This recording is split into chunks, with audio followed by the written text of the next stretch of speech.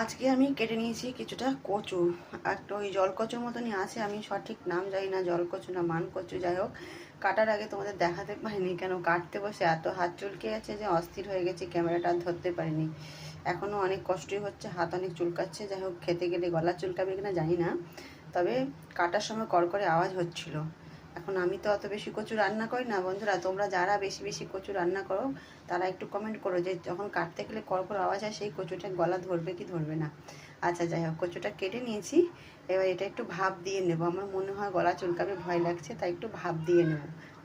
কিছুটা জল আর তার উপরে 1 চামচ লবণ দিয়ে ভাপানোর জন্য বসিয়ে দিয়েছি। ফুটে উঠেছে, দেখো আর ভাপটা দেওয়া হয়ে গেছে। এবার জল থেকে বের করে নেব। তেলটা গরম হয়ে গেছে, দিয়ে দিচ্ছি তেজপাতা, শুকনো লঙ্কা আর একটু গোটা জিরে। একটা মিডিয়াম সাইজের পেঁয়াজ কেটে দিয়ে দিলাম। পেঁয়াজটা লম্বা লম্বা করে কেটে দিয়েছি, আর ওই কচুর সাথে 2-3টে কাঁচা লঙ্কা ছিল, সেটাও চিড়ে দিয়ে দিয়েছি। পেঁয়াজটা একটু ব্রাউন ব্রাউন হওয়া পর্যন্ত একটু ভাজা করে নেব। এখানে দিয়ে দিলাম কিছুটা আদা রসুন বাটা, ধনে জিরার গুঁড়ো, স্বাদ অনুসার লবণ, হলুদের গুঁড়ো, লঙ্কার গুঁড়ো। মশলাটা নিজেদের হিসাব মতনই ব্যবহার করবে বন্ধুরা।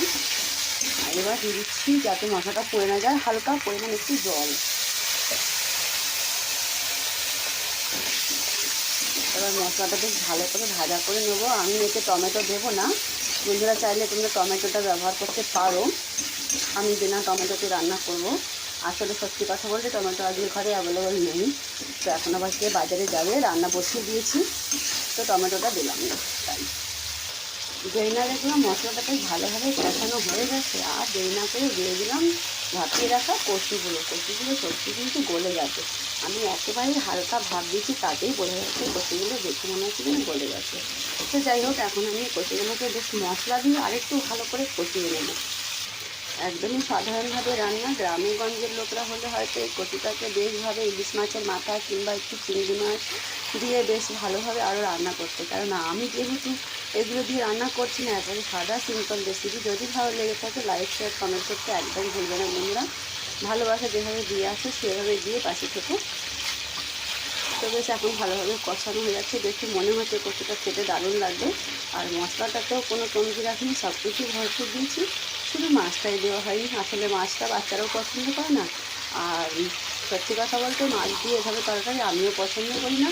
সেই কারণে আমি বেশিরভাগ এভাবে নিরামিষ জিনিসগুলো রান্না করি। মানে নিরামিষ বলতে পেঁয়াজ রসুনটা দেওয়া হয়, শুধু মাছের অংশটা দেওয়া হয় না। সেটা হোক, বেশ ভালো করে কষানো হয়ে যাচ্ছে।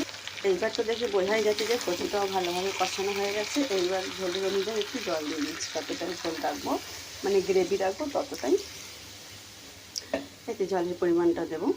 তো আমি তো দিয়ে দিলাম জল, আর মশলাটা নিজেদের অনুযায়ী ব্যবহার করার চেষ্টা করবেন, কারণ অনেকে ঝোল পছন্দ করে, অনেকে আবার শুকনো বানিয়ে খাওয়ায়, অনেকে ঝাল কম খায়, অনেকে তেল কম খায়, তো সেই হিসেবে এবার ঢাকনাটা লাগিয়ে কিছুক্ষণ ফুটিয়ে নেব ঝোলটাকে। প্রায় 5 মিনিটের 7 মিনিট, 5 থেকে 7 মিনিট ফুটলাম। দেখো বন্ধুরা, তরকারিটা এখন রেডি হয়ে গেছে।